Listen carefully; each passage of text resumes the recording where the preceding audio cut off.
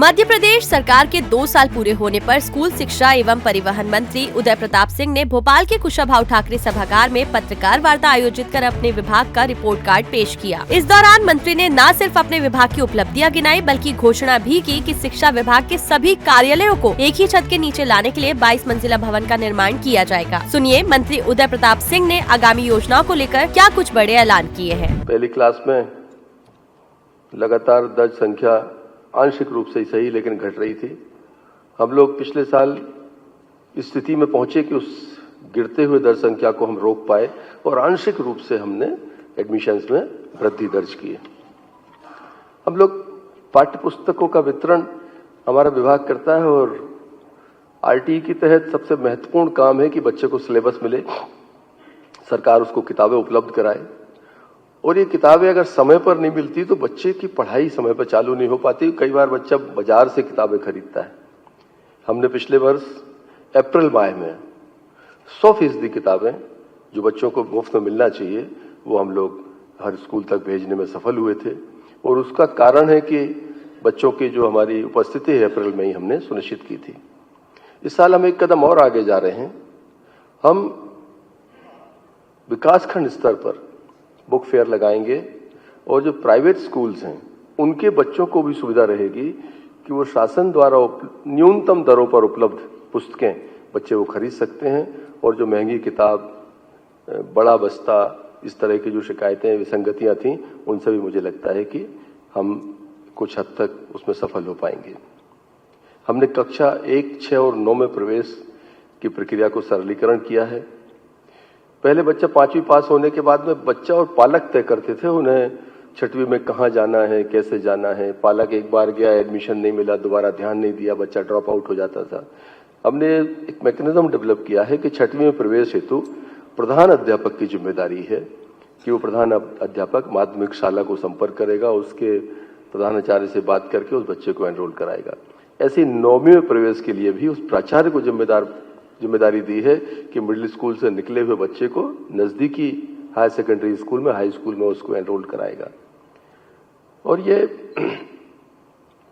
इस कारण से हम लोग ये मानकर चल रहे हैं कक्षा 1 एवं हायर सेकेंडरी स्तर पर नामांकन में हम जो वृद्धि दर्ज कर रहे हैं, मुझे लगता है उसका एक महत्वपूर्ण कारण है। कक्षा 1 में 25-26 में पिछले वर्ष की तुलना में हमने लगभग 19.6 शासकीय विद्यालयों में 32.4% की हम लोगों ने नामांकन में दर जो है वो प्राप्त करी है। 25-26 में 9 से 12 में पिछले वर्षों की तुलना में हमने 4% की वृद्धि करी और कक्षा 5वीं और 8वीं का हमने बोर्ड पैटर्न भी इस प्रदेश में हम लोगों ने चालू किया है और इनका परिणाम भी समय पूर्व मार्च माह में हम लोगों ने घोषित किया था।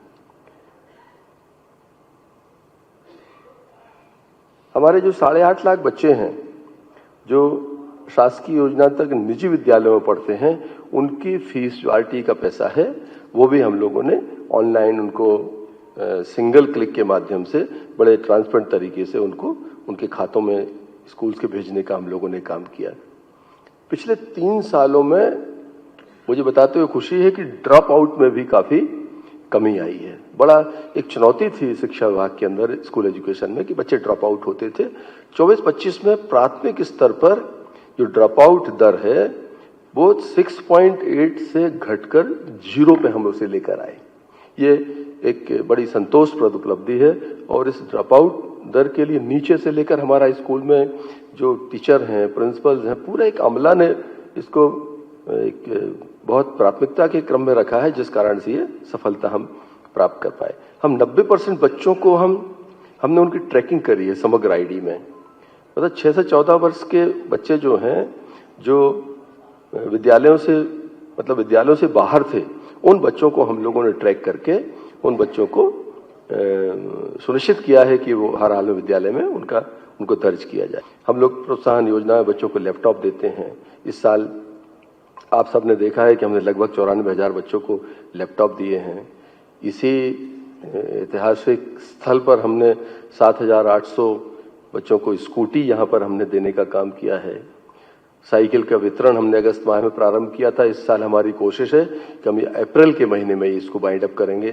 सारा जो हमारा यूनिफॉर्म है, लैपटॉप है, आपका स्कूटी है, साइकिल्स हैं, सिलेबस है, हमारी कोशिश है कि एकेडमिक सेशन चालू होने के पहले हम ये सारी चीजें बच्चों को उपलब्ध करा दें। ट्रांसपोर्ट डिपार्टमेंट है, तो ट्रांसपोर्ट डिपार्टमेंट में हम लोगों ने, जैसा आप जानते हैं कि 2003-04 में जो एक परिवहन सेवा हमारी बंद हुई थी, सबसे बड़ा काम हमारे यहाँ ये हुआ है कि उसके लिए हम लोगों ने एक राज्य स्तरीय होल्डिंग कंपनी का एक गठन किया है। मध्य प्रदेश यात्री परिवहन एवं इंफ्रास्ट्रक्चर लिमिटेड MPYPIL के नाम से उसे हमने रजिस्टर्ड कराया है और मध्य प्रदेश में सर्वे आदि का काम चल रहा है। उसके ऊपर हमारा एक बड़ा अच्छा ट्रांसपोर्ट मैनेजमेंट सिस्टम हम डेवलप करने वाले हैं, जिसमें कि रूटों का चिन्हांकन, ग्रामीण हर गांव, दूरस्थ गांव तक हम बस को भेज सकें और ये PPP मोड पे है। प्राइवेट हमारे जो बस ओनर्स हैं उनके सहयोग से हम ये योजना को संचालित करेंगे और अभी हम लोग इसको जो है वैज्ञानिक ओरिजिन, डेस्टिनेशन और यातायात सर्वेक्षण का हमारा जो काम चल रहा है उसको भी हम लोग लगभग पूर्णता की स्थिति में हैं और हम लोगों ने उस सिस्टम को उज्जैन और इंदौर में अभी सर्वे का काम है, जबलपुर में पूर्णता की तरफ है। हमारी कोशिश है कि अप्रैल मई जून तक हम लोग उसे इंदौर संभाग से इस महत्वपूर्ण परिवहन सेवा को, जो कि लंबे लगभग 20 साल के अंतराल के बाद इस प्रदेश में दोबारा चालू होगी, उसको शुरू कर पाएं। एक बहुत अच्छा एक सिस्टम अभी जिसकी तैयारी विभाग ने की है कि उसको हम बस को ट्रैक करेंगे, बस के जो किराए है उस पर सीधा सरकार का नियंत्रण होगा, कैमरे आदि लगेंगे, महिला बच्चों की सुरक्षा के बेहतर इंतजाम होंगे और जिस रूट पर चिन्हित करके परमिट दिया गया है बस हर हाल में उस रूट पर चले, इस बात की चिंता जो हमारा ट्रैकिंग सिस्टम है वो करेगा। तो एक बड़ी चुनौतीपूर्ण काम था, लेकिन विभाग ने उसको भी बहुत एक प्राथमिकता के आधार पर लिया था और आगे आने वाले समय में मुझे लगता है कि परिवहन विभाग का एक महत्वपूर्ण एक उपक्रम इस प्रदेश में खड़ा होगा और आम आदमी को मिलने वाली सर्वश्रेष्ठ सुविधाओं में से एक आवागमन के लिए एक शासकीय परिवहन सुविधा इस प्रदेश में हम उपलब्ध कराने जा रहे हैं।